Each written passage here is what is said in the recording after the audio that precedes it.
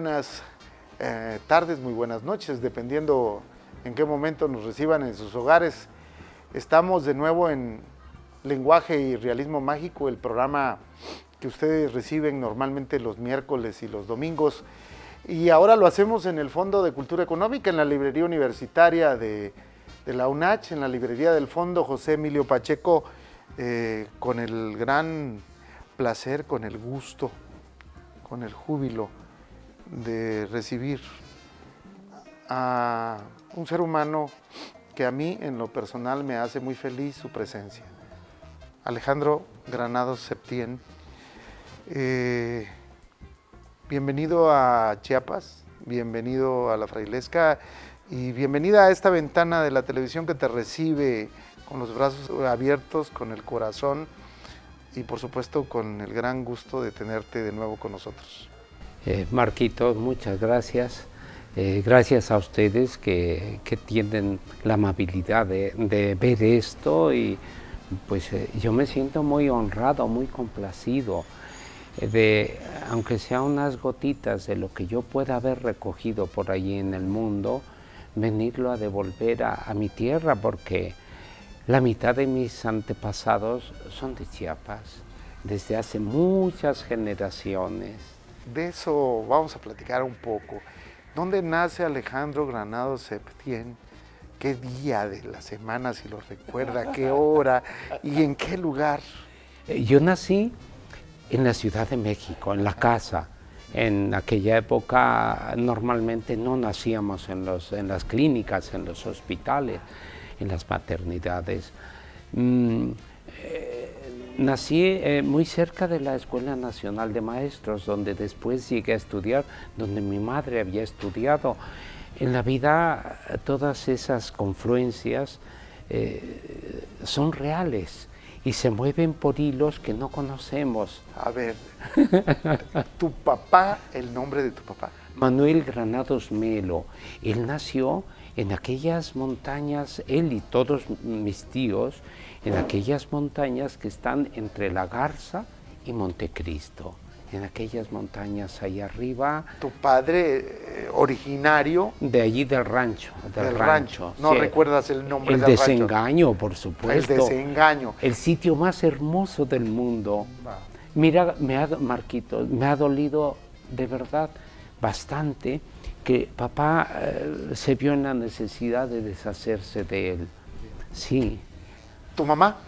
Ella había nacido en Tamaulipas, Ajá. Blanca Virginia Septién Alcalá. Ajá. Y estos dos seres fueron a confluir y a conocerse en la Ciudad de México. Ajá. Me parece que en algunos movimientos estudiantiles.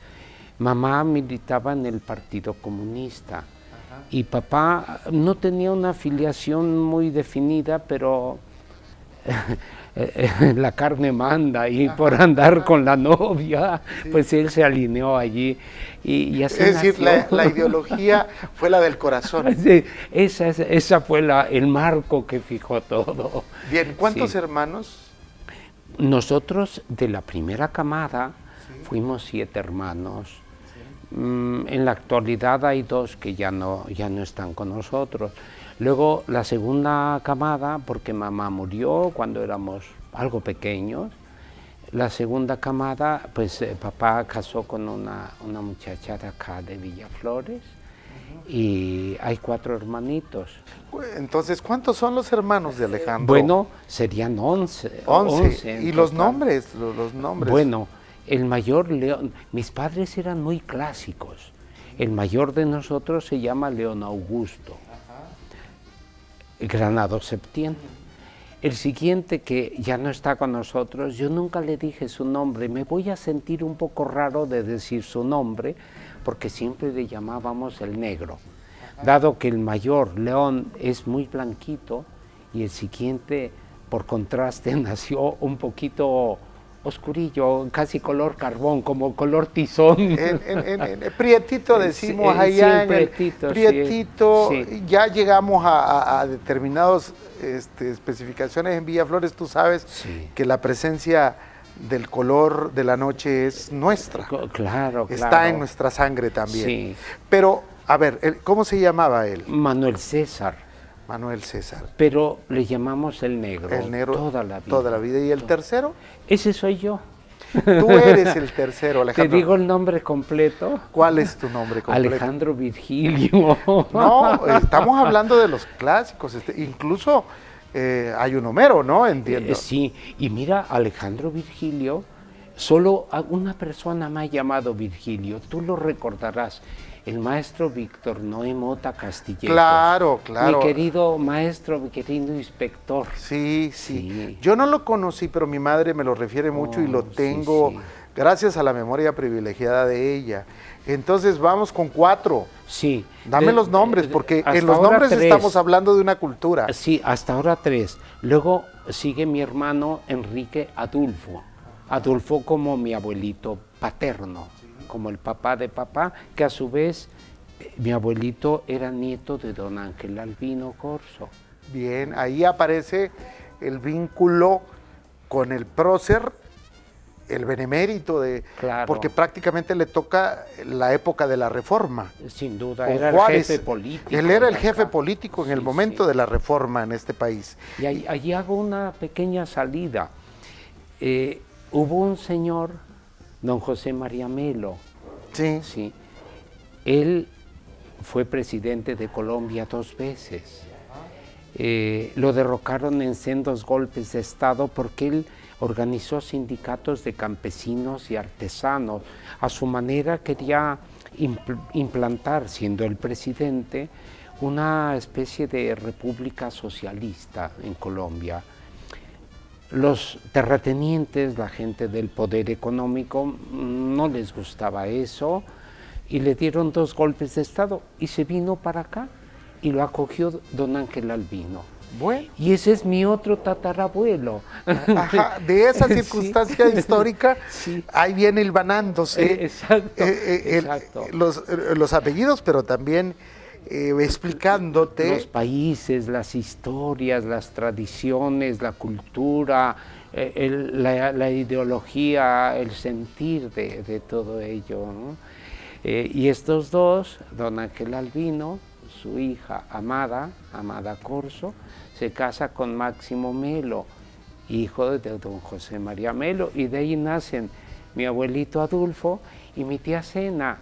Fue profesora, ella no tuvo hijos, no se casó jamás. Melogranados. Exacto, ella vivía en Chiapa de Corzo, mi tía Sena, adorada gente, tan preciosos.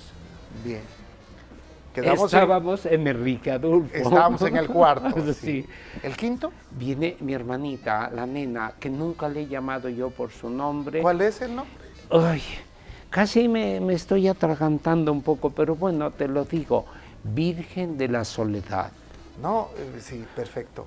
Bien. Sí. Después voy a retomar el por qué estoy preguntando los nombres, pero en alguna parte de la entrevista. ¿Y luego? Vicente Homero, que tú lo conoces. Sí, claro. Vicente Homero, que fue compañero de estudios en la secundaria, que dirigía a mi primo querido Lacho Corso. Pues fue compañero de tu hermana Techi. Techi, claro, y de esa generación que les tocó aquella famosa secundaria federal de Sí, tantas anécdotas sí, y de tan célebres profesores, ¿verdad? Claro, don Guti Tejeda, que llevaba el camión de la basura y paraba, un camión de volteo, paraba por allí, impartía la clase de inglés y volvía a coger el camión de la basura. Entonces vamos en el séptimo y el octavo. Marco Antonio, un tocayo tuyo, este murió muy pequeño, murió de 8 añitos, muy pequeñito. Se murió en casa de una hermana de papá, en Soledad de Doblado, en Veracruz, porque la familia se desmembró un poco, unos por aquí, otros por allá. Entonces mis 3 hermanos pequeños, la nena, Vicente y Marquitos, esos vivían en Veracruz, en Soledad. Y otros 4 hermanitos que han nacido después de la segunda camada de papá. Pero Granados Septién son... Los primeros, sí. Personajes Septién, el mago Septién. El mago Septién. Ahí hay una anécdota muy curiosa. Mi abuelita Tita, por el lado materno, mi abuelita Tita, tenía mucho trato con el mago Septién, porque este era primo del que fue su esposo. Le digamos a gente que no sabe quién fue el mago Septién, ¿tú recuerdas algún dato? Oh, sí, un cronista tenía una voz privilegiada, ese hombre. A mí me gustaría tener un poquito de esa voz. Era un chorro de voz, como decía Pedro Infante, ¿verdad? Era un chorro de voz. Y yo pues tengo un chisguete. Entonces el mago Septién era el cronista de toda la vida del béisbol, desde el Parque Delta, allí en la Ciudad de México, hacían las transmisiones, y este hombre para diversos espectáculos le regalaba a mi abuelita Tita, su cuñada, le regalaba boletos para la entrada.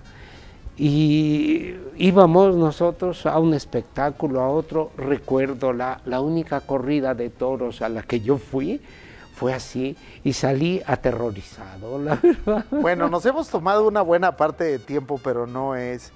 esto tendrá, por supuesto, su sentido, porque seguramente quienes nos están viendo conocen parte de todos estos nombres y estos momentos.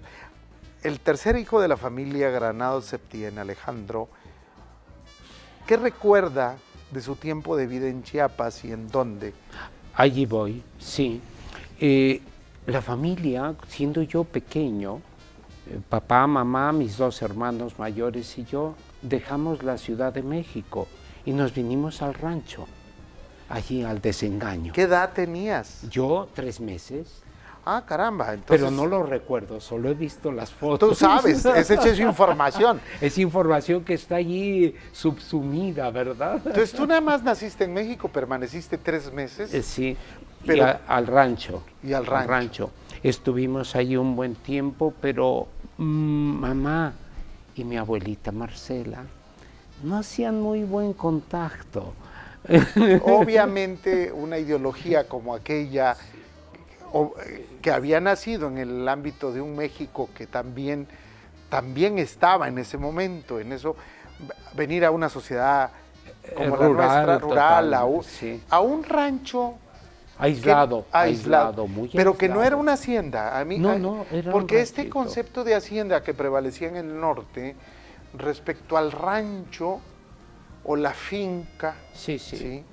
De los pueblos en donde tú viviste, sería muy interesante que lo describieras cómo era la vida de ese rancho. Bien, he de decir, ahora ha cambiado, no cabe duda, pero de Montecristo al rancho, caminando o con la carreta, hacíamos más de 2 horas, pasando por Belén, Jerusalén, etcétera.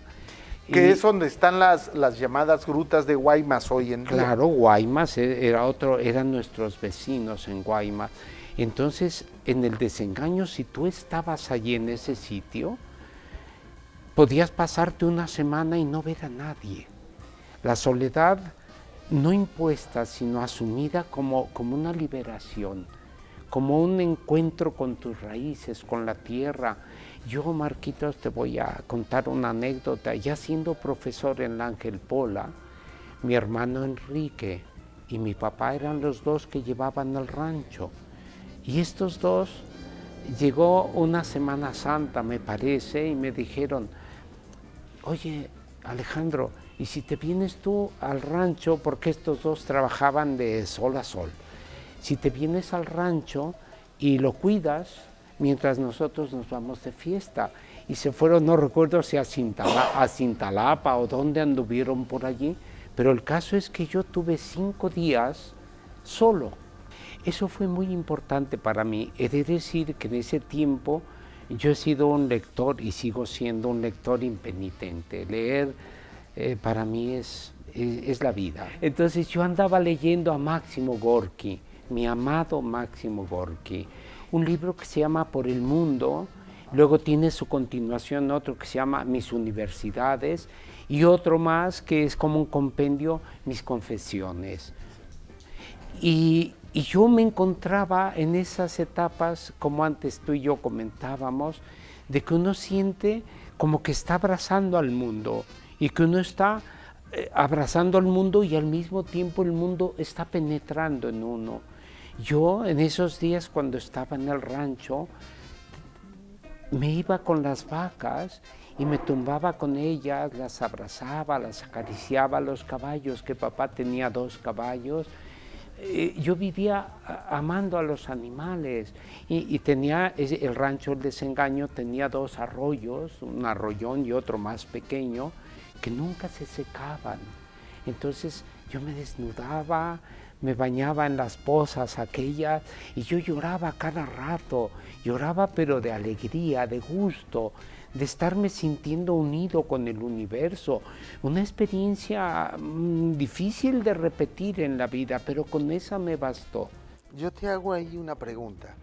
Pozas, rocas, peñones. El Desengaño, ubícalo, porque ahorita trajiste a cuenta un agua cristalina con unas pozas naturales, pero que eran de alguna manera construidas como que sí con cemento. Sí, sí, sí. ¿Esas eran esas pozas? Esas pozas. Las que estaban en la parte de arriba. Sí, que tú te tirabas y no tocabas fondo. No tocabas fondo y andabas ahí entre las plantitas submarinas, los pececitos que venían y te mordisqueaban las piernas. Y eso era la vida. Yo me sentí sumergido en la vida y ya repito, yo lloraba. No por atisbo? tristeza. ¿Fue un instante de atisbo? ¿Fue tu despertar? Yo creo que sí. Son esas experiencias inefables de las cuales hoy intento hablar, pero no llego. Las palabras no pueden llegar a lo que yo vivía. Es como lo que ocurre con los santos, con los iluminados, creo yo, porque yo sentía como que estaba vivo y estaba en la muerte y estaba en la luna y estaba en el sol y sumergido en la tierra por todas partes. Algo bellísimo. Digamos en la cultura, bueno, de la lectura, yo he seguido a Edgar Tolle en el libro del poder de la hora y él habla de un instante de atisbo, esta suerte de la llegada de la conciencia, de un despertar de la conciencia plena, y que acontece así, de pronto. Eso.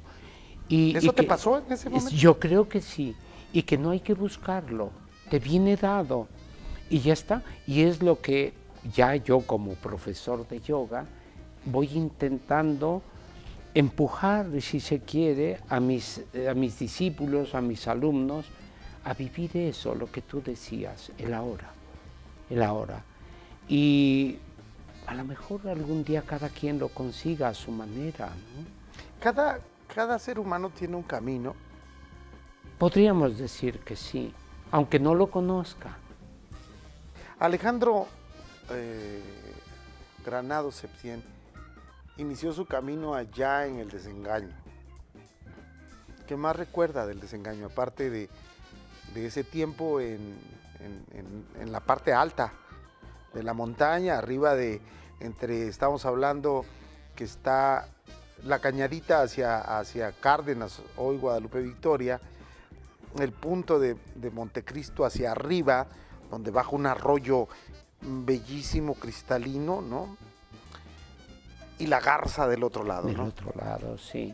La Garza, Calzada Larga. Calzada Larga, el Alto de los Adobes. Oh, ¿Ese fue tu sí. mundo?